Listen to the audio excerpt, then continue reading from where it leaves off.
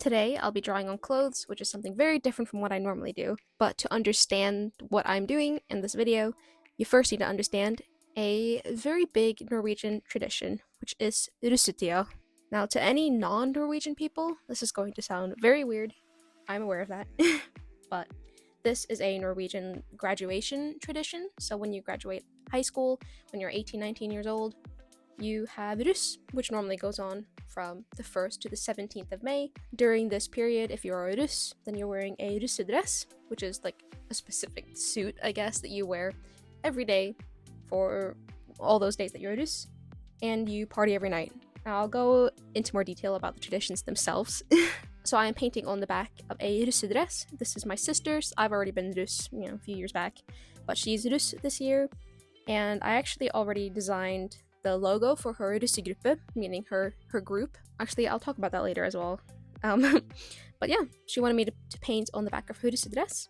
So I made the design on Procreate, printed out the sketch, used a light box to trace the sketch onto the suit, went in with a black Posca pen so I could actually see the lines before I started painting. And then, yeah, I just went in with white for the background first, just for like a little base. And then I just painted. My sister told me what she wanted. I made the design, but she gave me kind of she let me know the elements that she wanted in the design. And she wanted things that was very her. So she wanted the silhouette of Padme, which is like the female lead in the Star Wars trilogy, which is some of her favorite movies, which is why she wanted Padme. She wanted Stitch, sitting on a stack of books and holding a PlayStation 5 controller, because those are her two main hobbies, reading and playing games.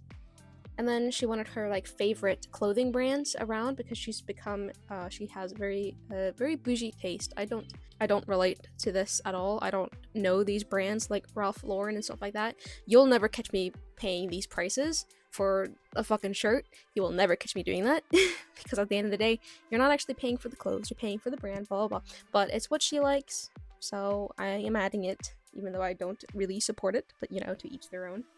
And yeah, then I added some fun details around the design to kind of fill in the empty space, but you'll see all that later. And yeah, maybe I'll talk more about the painting itself later. There's not really much to say. I am painting with acrylic paint. I know you can get textile paints and stuff, or fabric paints. I didn't feel like using that kind of money, and I painted on my own russedress a few years back, and normal acrylic paint worked fine. It doesn't really have to last long.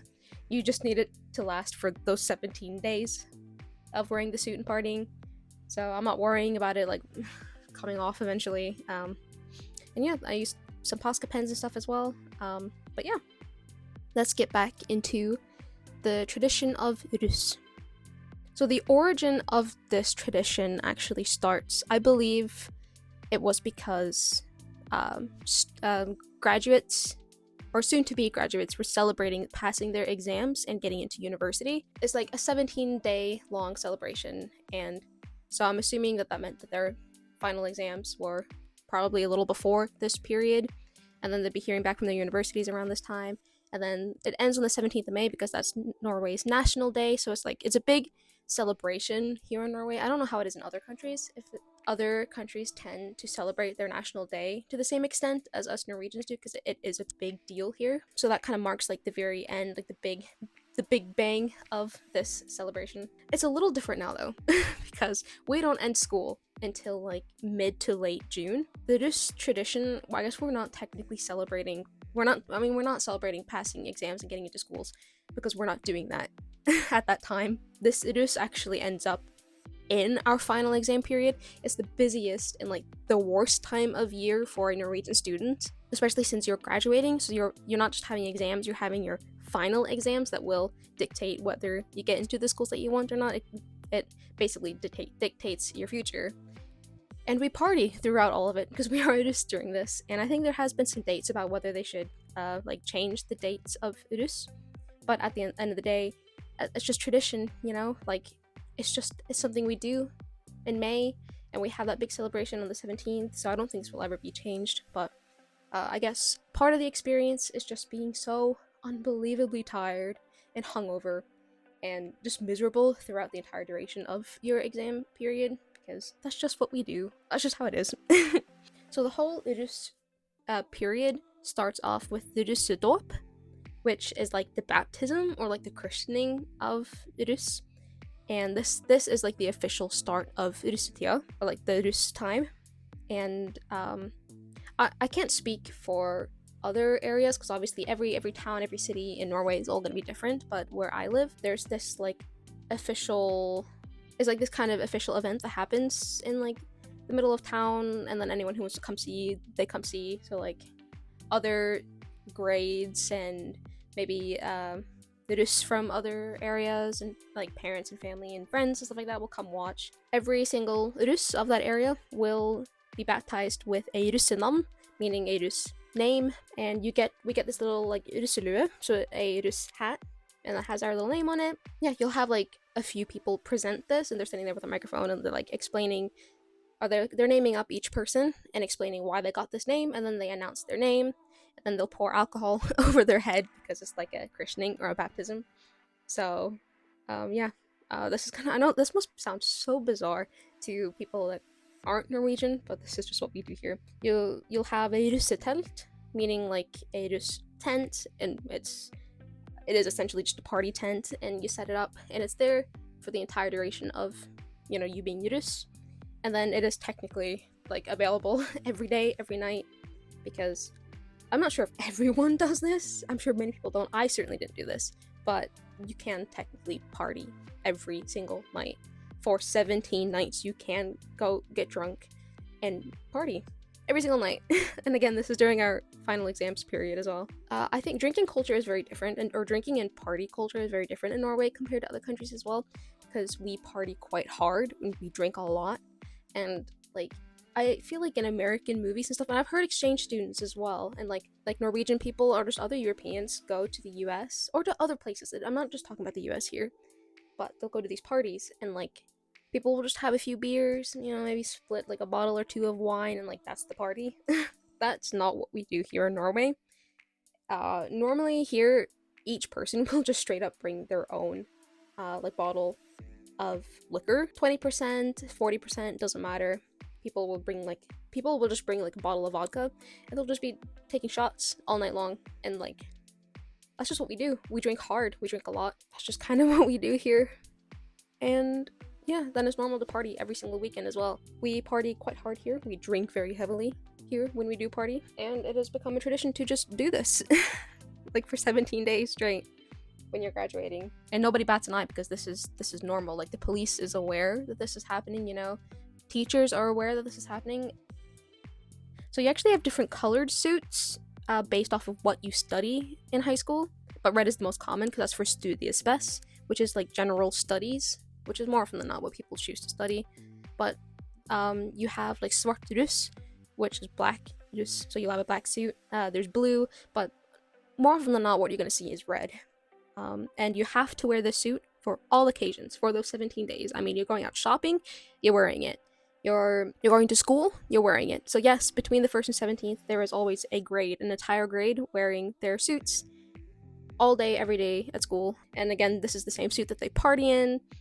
So, you know, by the end of the Rus time, then you have all kinds of liquids spilled over it. Like, it probably doesn't smell great, it doesn't look great anymore, but that's just what we do. That's just what we do. I can't explain it. Another part of our tradition is to have russeknuter, which I think has kind of changed and adapted over time, because on our like Rus hat we have this little dingly thing, and I think it used to be a tradition that you'd have these like what are essentially dares to do during this period, and for each dare you do, you'd get a little thing to kind of latch onto that little dangly thing on your hat.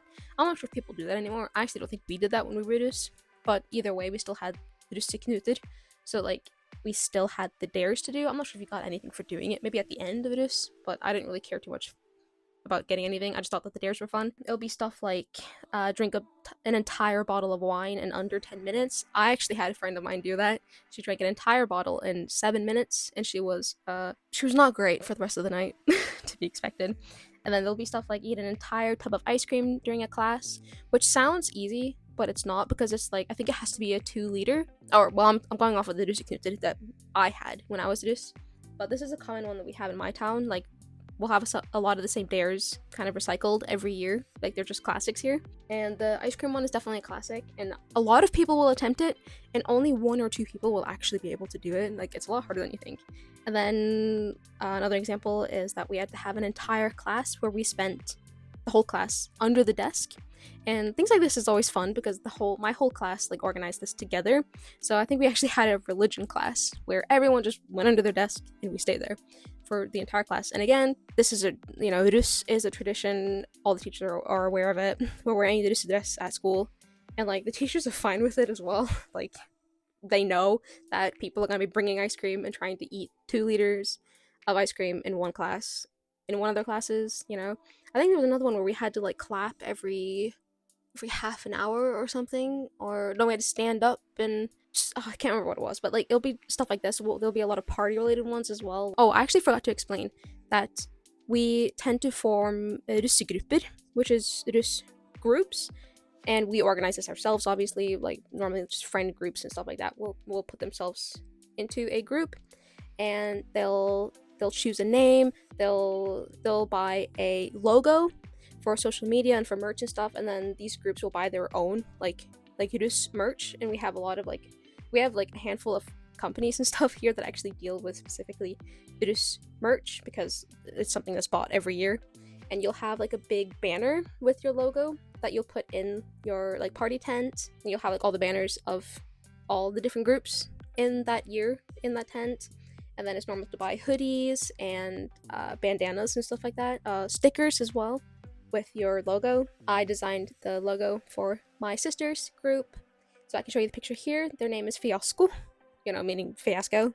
So I was Rus a few years ago. Our name was Memento Mori, which is Latin for something like remember that you'll die one day or something like that. It was really morbid, but like we were all like we all took the same history and philosophy class, where I think that's where we had learned about this term, and we thought it was really interesting. So like we thought it'd be cool to have this kind of morbid theme going on. And yeah, I was Rörus, meaning red Rus, because I took general studies as well. And my name that was chosen for me was Da Vinci, and I'm actually really happy with that name. I think that's the best name I could have gotten because, obviously I'm an artist. I just thought it fit. I loved it. And yeah, hopefully you guys don't think that this tradition is too weird. I realized, because this is very normal for us, obviously, because this happens every year, ever since we're kids. It just happens year and again, so to us it's completely normal. But I realized it must be really weird for other countries that don't have traditions, anything like this. I thought that this might be a good time to have a little personal update, because I haven't posted very much on anything lately, and I will continue to be gone for a little bit. I was doing my final major project for school for the longest time. I was really busy with that, and on top of that, I was working on my children's book for a children's book competition, and I just finished that like days ago. So I was busy with these like big projects. And then I knew I had to finish this. I had like a week to work on this project as well, because my sister had her russedåp yesterday, which will be 2 days ago when this video comes out. There's a lot of travel coming up for me. I am home in Norway for Easter. I'm going back to the UK next week, and I'll be going back up to London. I actually have a concert next weekend that I'm really excited for. And yeah, I'll be staying with my partner because I've actually been invited to the family vacation to Florida with my boyfriend. So we'll be leaving. So I'll actually be gone we'll be there for like 3 weeks. So pretty much the entirety of May I'll be away, and yeah, I'll come back with them obviously to the UK afterwards in June, and then I'm gonna stay there. I actually have a bit more work to do for the university, and my boyfriend needs to stay for a bit to do some things, and then we'll be traveling back to Norway together at the end of June, and then he'll stay with me for a week or two and he'll fly back, and then I'll be officially home for the summer. After that, I was hoping that while I was here in Norway, I could just stock up on a lot of drawings and a lot of content, so I could like just keep consistently posting while I'm away. But obviously, when I'm in Florida, when I'm on vacation, because I'm gonna be going to like all the different amusement parks and water parks and stuff like that. Like, I'm gonna be very busy, obviously, and I'm very forgetful as it is. and I lose track of days very easily, so I can't promise that I'll be able to keep posting. At this point, I don't really have much to post anyway, so it depends on how much I'm able to draw while I'm still in, or when I go back to London.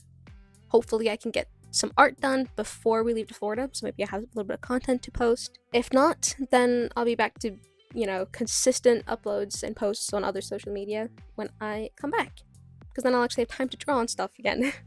And no more responsibilities, no more projects. I've officially finished everything that I have to do. Once I'm back from my vacation and I'm done traveling and everything for the summer, like, I'm just free to do whatever I want, meaning I can finally draw and get tons of artwork done and get lots of content out. And yeah, so that's just my little life update. That's why posts haven't been the most consistent lately, and why they won't be consistent for another while. So just give me a month, guys. Just give me a month, and then I will be back to consistent uploads and posts. But yeah, I hope that you guys enjoyed this video. I hope that it was interesting learning a little bit about my culture and our traditions here in Norway, because I know I don't sound it, because I've always grown up speaking English at home. Like, I speak Norwegian fluently because I've also grown up with that, but like, I've grown up with both languages. But yes, I am Norwegian. I forget where I was going with this now. But yeah, I hope that learning about this was a little bit interesting to those of you that are not Norwegian and are not familiar at all with these kinds of things, with our traditions and stuff. And yeah, I hope that you Norwegian people have a fantastic 17th of May. It's going to be weird for me to not be here for the first time celebrating the 17th of May. Yeah, I hope that you guys have a nice 17th. And for those of you that are not Norwegian, I hope you guys continue to have a nice spring. I'll see you guys in the next video.